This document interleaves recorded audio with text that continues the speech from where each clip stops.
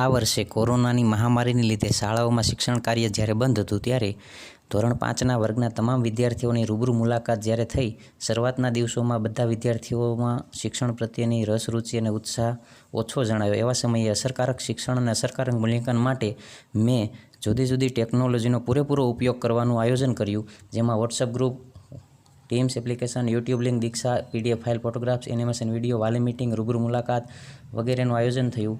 તમામ બાળકોને જુદા જુદા સ્ટાર મળે એવું આયોજન થયું, જેથી તેનો ઉત્સાહ વધ્યો.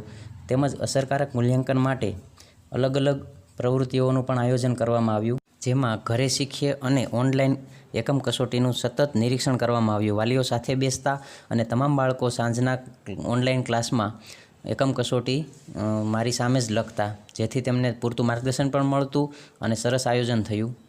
ત્યારબાદ વિષય અનુરૂપ જુદા જુદા એકમને લગતા પ્રોજેક્ટો, પ્રવૃત્તિ, ચિત્રો, તમામ પ્રવૃત્તિઓમાં બાળકે ઉત્સાહભેર ભાગ લીધો અને તેનું પણ મૂલ્યાંકન કરવામાં આવ્યું અને તેના આધારે બાળકોને સ્ટાર પણ આપવામાં આવ્યા, જેથી વર્ગના 23માંથી 19 બાળકો ક્લાસમાં જોડાવા લાગ્યા. આ ઉપરાંત જુદા જુદા દિવસોની ઉજવણી પણ કરવામાં આવી, જેમાં રક્ષાબંધન છે, શિક્ષક દિવસ છે, તેમાં પણ બાળકોએ ઉત્સાહભેર ભાગ લીધો અને પોતાની મૌલિકતા એમાં રજૂ કરી.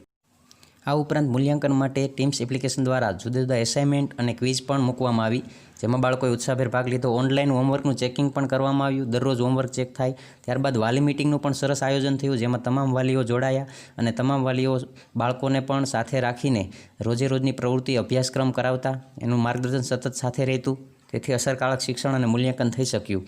ત્યારબાદ રૂબરૂ મુલાકાત, દરેક બાળક પાસે જઈ અને વાલી સાથે બેસી અને રૂબરૂ મુલાકાત દ્વારા પણ સરસ રીતે અસરકારક શિક્ષણ અને મૂલ્યાંકન શક્ય બન્યું.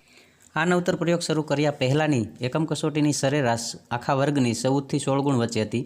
આ પ્રયોગ અમલમાં મૂક્યા પછી તમામ કસોટીની સરેરાશ 17થી 19 ગુણ વચ્ચે જોવા મળી. આ ઉપરાંત ઘરે શીખીએની પણ તમામ પ્રવૃત્તિમાં સારું એવું રિઝલ્ટ જોવા મળ્યું. જૂના પીપળિયા તાલુકા શાળામાં અભ્યાસ કરું છું.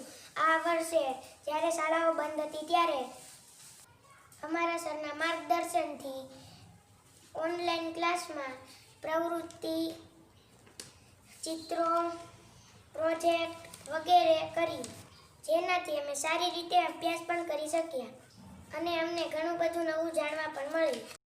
મારી વહાલી દીકરી ધોરણ 5માં અભ્યાસ કરે છે. તેમની શાળાનું નામ છે શ્રી જૂના પીપળિયા તાલુકા શાળા. આવા કોરોનાની મહામારીના સમયમાં પણ તેમનો અભ્યાસ રેગ્યુલર ઓનલાઈન ચાલુ રહ્યો છે. આ સમયમાં આ અભ્યાસમાં તેમની શાળાના શિક્ષકોનું મોટું યોગદાન છે. જેમ કે બાળકોને રોજે રોજ ઓનલાઈન ક્લાસ લેવામાં આવતા હતા. તેમની એકમ કસોટી જ્યારે પણ આવે તે શિક્ષકોની સામે લેવામાં આવતી હતી.